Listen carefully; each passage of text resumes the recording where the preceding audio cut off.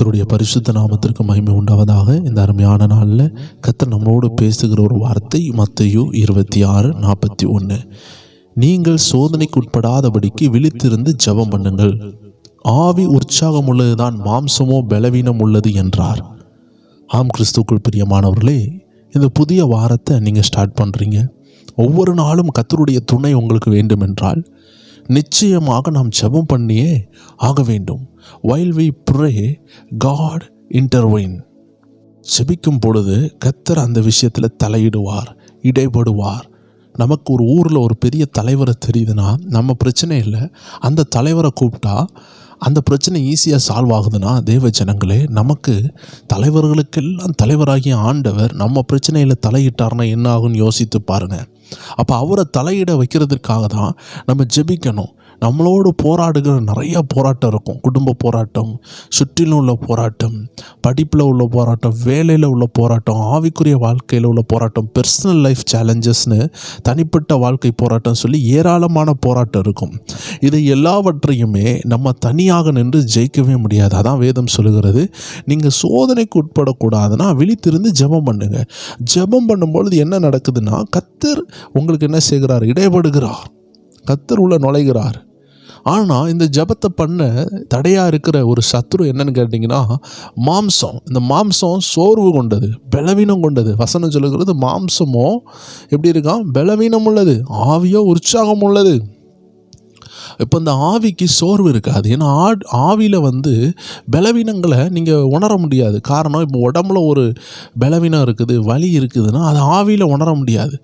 ஆவிக்கு எது வலிக்கும்னா பாவ காரியங்கள், சோர்வு. யாராவது உங்களை நொறுக்கி பேசிட்டாங்கன்னா முறிந்த ஆவியை யாரால் தாங்க முடியும்னு வேதம் கேட்குறது. அப்போ ஆவி முறியும், சோர்ந்து போகும்.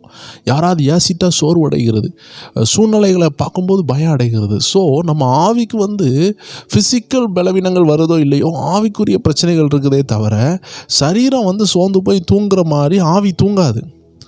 ஆவி விழிப்புடையதாக இருக்குது. அதனால் உங்கள் ஆவியை நீங்கள் கவனமாக கவனித்து, யார் சொல்கிறதையும் கவனிக்காமல், யார் குறை சொன்னாலும் அதை கவனிக்காமல், கர்த்தர் என்ன சொல்கிறான்னு கவனித்து உங்கள் ஆவியை மெதுவாக வைத்து கொள்ளணும். ஒரு தேவ மனுஷர் அடிக்கடி சொல்வார், free spirit attract holy spirit.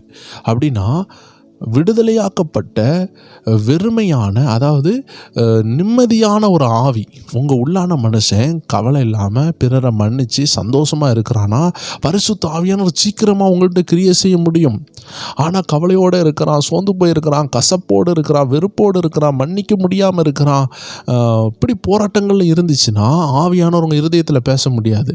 அப்போ எவ்வளோ சீக்கிரமாக நம்ம ஆவியை சுத்திகரித்து, வசனத்தினால் சுத்திகரித்து, பரிசுத்த ஆவியினால் பலப்படுத்தி நம்ம ஜெபிக்க ஆரம்பிக்கிறோமோ, சீக்கிரமாக பரிசுத்த ஆவியானவர் என்ன செய்வார்? நமக்கு பலன் தர ஆரம்பிப்பார். வசனங்களுக்கு பதில் வரும், உடனடியாக தேவ சத்தம் வரும், பிரச்சனைகள் சீக்கிரமாக முடிஞ்சிடும்.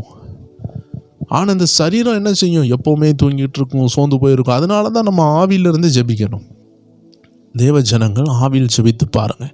இந்த வாரத்தை ஆரம்பிக்கிற தேவ ஜனங்கள் எல்லா நேரத்துலையும் சோதனைக்கு உட்படாமல் ஜெபித்துருங்க. ஒரு போராட்டம் வருதா, உடனே போய் ஜெபிச்சிருங்க. நைட்டு போய் ஜெபிச்சிருங்க. நான் ஆவியில் நிறைய பேரை தரிசனத்தில் பார்க்குறேன்.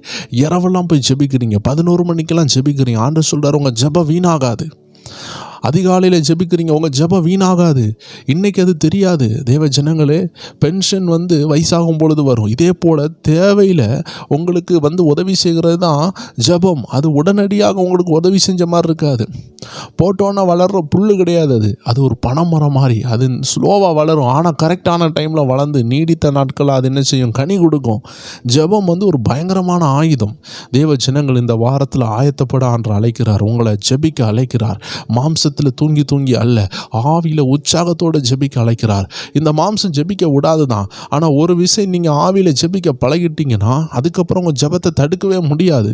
உங்கள் சரீரம் அடிக்கடி சொல்லும், ஐயா பசிக்குது, எம்மா தூக்கம் வருது, ஐயோ ஏதாவது சாப்பாடு தா, ஐயோ ஃபோனை எடு, நோண்டு, இப்படி சொல்லிக்கிட்டு இருக்கும். தேவ ஜனங்கள் கொஞ்சம் கவனமாக ஆவியிலே ஜெபிக்க ஆரம்பிச்சிட்டிங்கன்னா, உங்கள் ஆவி விழிப்புள்ளதாக இருக்கிறதுனால, ஆவியால் ஜெபிக்க முடிகிறதுனால உங்கள் ஆவியை என்ன செய்யணும்?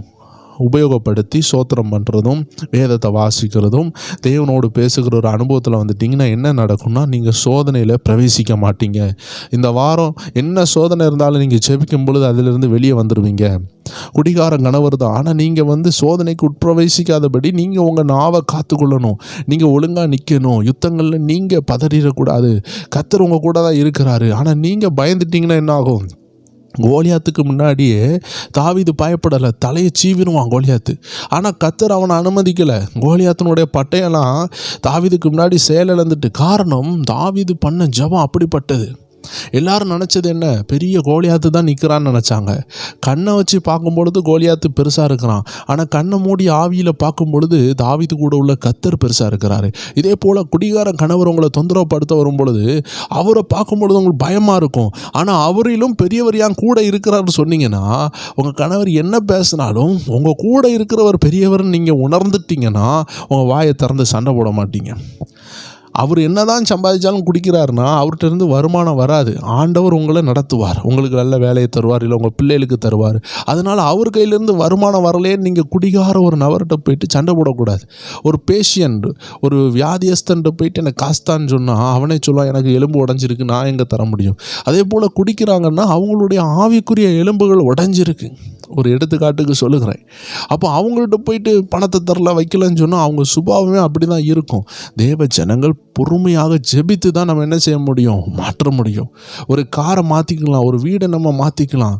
ஆனால் கணவரையோ மனைவியோ மாற்ற முடியுமா? தேவ ஜனமே, இன்றைக்கி வெளிநாட்டில் மாற்றிக்கிட்டே இருக்கிறாங்க. இதான் ஆண்டவர் சொல்கிறார், விபச்சார பாவம். அதனால தான் அந்த ஊர்களில் அழிவுகள், பூமி எதிர்ச்சிகள். ஸோ தேவ ஜனங்கள் நம்ம தமிழ்நாட்டில் ஒழுக்கமாக இருந்து கொண்டு இருக்கிற இந்த காலத்தில் நம்ம விடுதலையை பெறணும்னா, நம்ம சோதனைக்குள் பிரவேசிக்கக்கூடாதுன்னா நம்ம ஜெபிக்கணும். ஜெபிச்சா கர்த்தர் நமக்காக இடைப்படுவார், நமக்காக யுத்தம் பண்ணுவார். எத்தனை பேர் ஜெபிக்கணும்னு தீர்மானிக்கிறீங்க?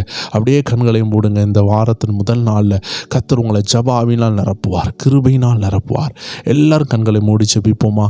அன்பான ஆண்டவரே, இந்த வார்த்தையை கேட்குற யாராக இருந்தாலும் சரி, ஒரு விசேஷித்த ஜெப ஆவி இப்போ ஊற்றப்படுகிறதுக்காக நன்றி அப்பா. தானியேல் மேலே இருந்த ஜெப ஆவி உங்கள் ஜனங்கள் மேலே ஊற்றப்படுகிறதுக்காக விசேஷித்த ஜெப ஆவி பரிசுத்த ஆவியானவர் எங்கள் ஒவ்வொரு பேருக்கும் கொடுக்கறதுக்காக நன்றி.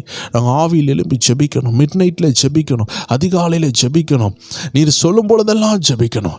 எதிரியானவன் எங்களை தாக்குறதுக்கு முன்னாடியே, நாங்கள் சோதனைக்குள் பிரவேசிக்கிறதுக்கு முன்னாடியே நாங்கள் ஜெபத்தில் விழித்திருந்து எதிராளியை நிர்மூலமாக்க கர்த்தர் உதவி செய்வீராக.